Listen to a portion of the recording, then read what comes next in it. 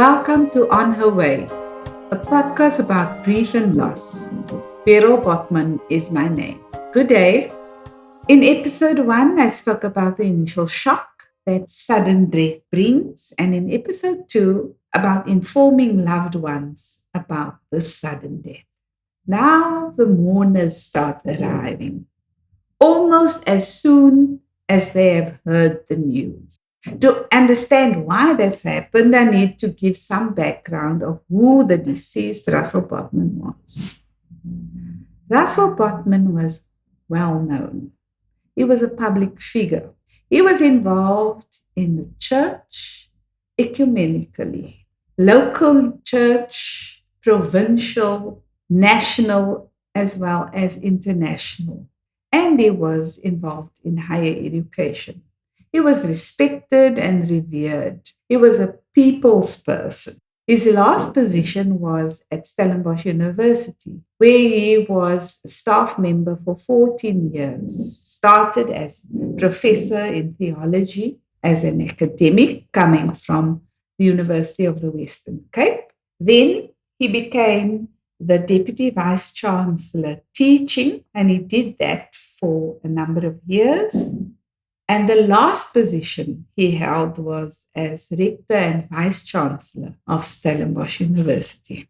At the University of the Western Cape, he was a senior lecturer and later Dean of the Faculty of Theology. And before then, he was the Minister of Religion in the then Dutch Reformed Mission Church and current Uniting Reformed Church in Southern Africa. And they also played a leadership role in the moderature. In a nutshell, that is Russel Botman. So it made sense that he was known and that he was loved, and people felt it immediately. My role in his life, apart from the family life, is that I was in support of his career as an educationist and on early retirement. And at the moment of his death, I was completing my PhD at Stellenbosch University. I had to take cognizance of who he was and act accordingly. Upon reflection of my actions in the book Without You, I recognize now that I had no concept of time. I didn't know who came first and who arrived first and how long it took to do whatever. In fact, it was the feeling of that time stood still. It became quite real. Time was standing still. Time was of no importance. Time made no sense. People started arriving, and I had to deal with that. I had to manage that. And how did I deal with that?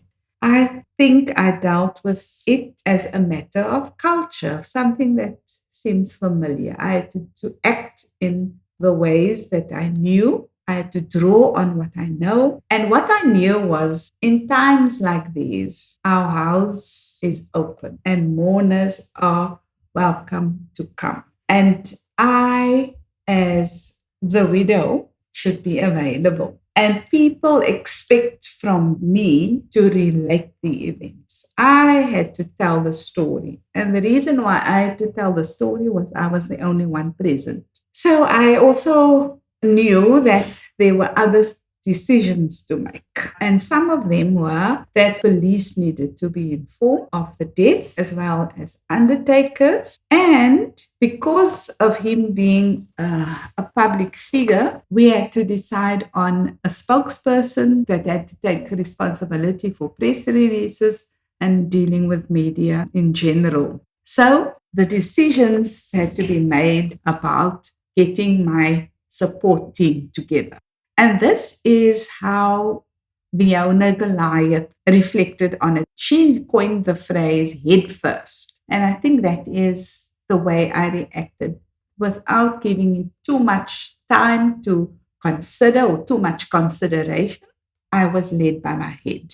And my head told me that I must tell the story. And I was on repeat telling the story. My head had to also tell me how I have to tell the story, because I knew I couldn't distinguish between different audiences because the mourners who come into the house are from different walks of life, from different aspects of Russell's career, family, colleagues, friends, onlookers, and some of them just curious. So I needed to decide in my storytelling, in my relating what happened, how I'm going to tell the story. And I decided to tell the detail that I can remember. I have to be honest. I don't still want to distinguish between my audiences, as I have to tell the story as I remember.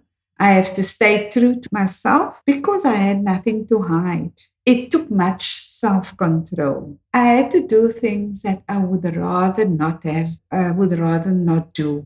What I actually wanted to do was hide, cry, and isolate myself. But I remembered my role. I had to remember the person Russell was. I had to be present. He was well loved. His open-hearted personality, the dignity with which he conducted his life, the integrity with which he did his work and his life, the egalitarian person that he was, the people's person that he was. I had to accommodate that. I had to put myself last. I also knew that Russell was deeply loathed politically in the context of our South African history. So there were people who were very sad by his passing and those who rejoiced in it as well. That I needed to remember. And I needed to remember that all of them was in the room with me. So I had to be available for all of those mourners. I had to stay and face my situation. As in a state of shock, I had to be true to my character. The press arrives. I had to keep my wits about me. I had to decide who was allowed in and who was not. And the only distinction I made consciously was the press is not allowed in the house. We weren't ready for that yet. We still needed to decide who the spokesperson was, and that person will deal with him. So there was no time for me other than that. No time and effort to hide my feelings. I spoke my mind. I said what I thought. I said how I wanted to say things, how I experienced things. I had to be mindful of my audience. But my feelings that I portrayed, my emotions, I had to admit that they were legitimate and people had to deal with it. I had to speak of what I know and how I read the room. So when looking at how I relate my story in Without You, those moments of the first mourners arriving, I was warm and consoling towards some, and I was cold and frozen towards others, relating to how our relationships were. Of course, I could have chosen to act differently. I could have chosen to lock the door, the front door, and lead everyone out, or just lead the family in. I could have left and gone to an unannounced and safe place. I could have just announced that I'm not available or made known that I'm not available to mourners. Or I could have allowed mourners into our house and simply not engage and just remain silent. Upon reflection, Russell never related this part of his own grief to me. When I married Russell, he was a widower. But this part of his grief never was part of our conversation. This was totally unknown to me. It was new. So I had to learn very quickly. And I stuck to what I know as close as possible. Now, how I deal with the mourners and the storytelling and who I allowed in and who I didn't allow in, who I greet with warmth and affection and who I chose not to. I did that with the knowledge of myself, of our lives, and within the tradition that I come from. Other traditions and cultures, people make other choices. In the Muslim tradition, for example, the widow is not allowed to leave home for 4 months and 10 days from the date of her husband's death, only to attend the necessary duties like work, doctor's appointments, and errands is she allowed to leave the house. Her assistants come from her sons, father, and the brothers. And the reasoning behind this is to give the widow time to grieve. In the African tradition, which is also some of mine, although it is mostly Western Christian tradition, we wear black for 12 months in mourning. In the African tradition, unlike the Western, the marriage continues after death. Widows undergo rituals and would include isolation because women who lose their husbands are regarded to be contaminated with the death. In Judaism, there is a period called Shiva for 7 days where mourners gather in one house and receive visitors. So there are many similarities as well as differences in the different traditions. But what happens is tradition kicks in the known circles. You act in the way that you are accustomed to and in the way that is expected from you. I would like to call upon the reflections of Fiona Goliath again. She coins the phrase head first. That's where I get it from. I get the expression from. That is how I dealt with the initial actions after Russel's passing. In dealing with pain and grief, it's a process where you tackle with your head first, whilst your heart is shattered and trampled because of the different responses. You did not try to sanitize this reality at all. It is what some people might have done out of fear of being judged and blamed. What I learned from this tender account is that we need to remain functional amidst the deepest of hurt and pain. And because of the stature and dignity you wanted to bestow and ensure you do justice to this giant human being, you had to remain sober and standing, robotic phase, eating, sleeping, moving, whilst your heart had to be pulled along with you. You took time to retreat. You did not give everyone access to your head. Fiona Goliath, as she reflects on how I reacted and how I related my story. Anthea Engel responded to the first episode of On Her Way, and she writes, "How I wish that your books and now your podcasts were available 20 years ago when I experienced the loss of my beloved at the tender age of 36 with a 9 and 5-year-old.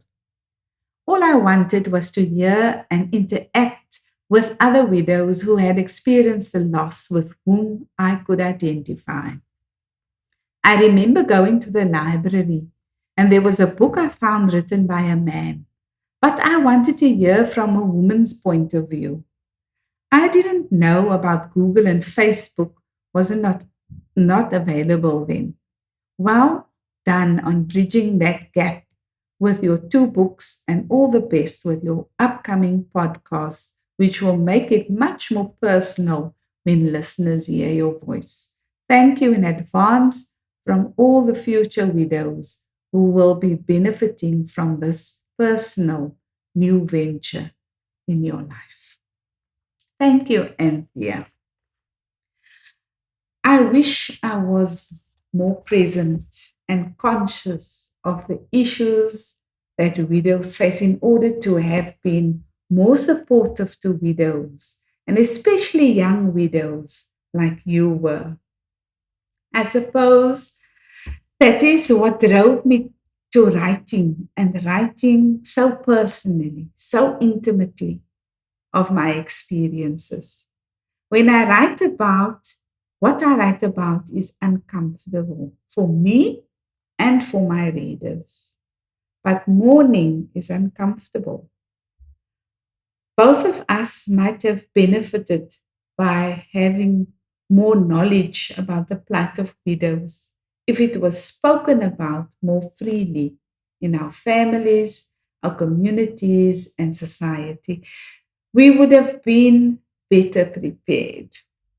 I always treasure the fact that Russell, the widower, indeed tried to prepare me for widowhood, and it did his best, I suppose.